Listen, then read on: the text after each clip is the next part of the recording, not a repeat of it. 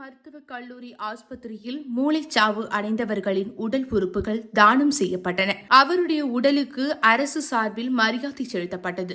அரியலூர் பகுதியைச் சேர்ந்தவர் பசுமைக்குமார். இவர் கடந்த சில நாட்களுக்கு முன்பு நடந்த சாலை விபத்தில் பலத்த காயமடைந்தார். உடனடியாக அறுவை சிகிச்சைக்காக தஞ்சை மருத்துவக் கல்லூரி ஆஸ்பத்திரியில் சேர்த்தனர். அங்கு அவருக்கு தீவிர சிகிச்சை அளிக்கப்பட்டது. சிகிச்சை பெற்று வந்த பசுமைக்குமார் நேற்று மூளைச்சாவு அடைந்தார். இதையடுத்து டாக்டர்கள் பசுமைக்குமாரின் குடும்பத்தினரிடம் உடல் உறுப்புகள் தானம் குறித்து விழிப்புணர்வு ஏற்படுத்தினர். இதனால் இவருடைய குடும்பத்தினர் உடல் உறுப்புகளை தானம் செய்ய ஒப்புதல் தெரிவித்தனர். இதையடுத்து மூளைச்சாவு அடைந்தவரிடமிருந்து சிறுநீரகம், கண் உள்ளிட்ட உறுப்புகள் எடுக்கப்பட்டன. இதில் ஒரு சிறுநீரகம் தஞ்சை மருத்துவக் கல்லூரி ஆஸ்பத்திரியில் சிகிச்சை பெற்று வந்த நோயாளிக்கு பொருத்தப்பட்டது. மற்றொரு சிறுநீரகம் திருச்சி அரசு ஆஸ்பத்திரிக்கும், தோல் மதுரை தனியார் ஆஸ்பத்திரிக்கும் அனுப்பி வைக்கப்பட்டன.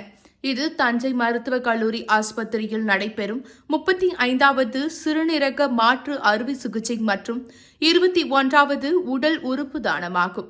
உடல் உறுப்புகள் தானமாக பெறப்பட்ட நிலையில் பசுமைக்குமாரின் உடலுக்கு அரசு சார்பில் தஞ்சை மருத்துவக் கல்லூரி முதல்வர் பாலாஜிநாதன் மற்றும் டாக்டர்கள் மரியாதை செலுத்தினர்.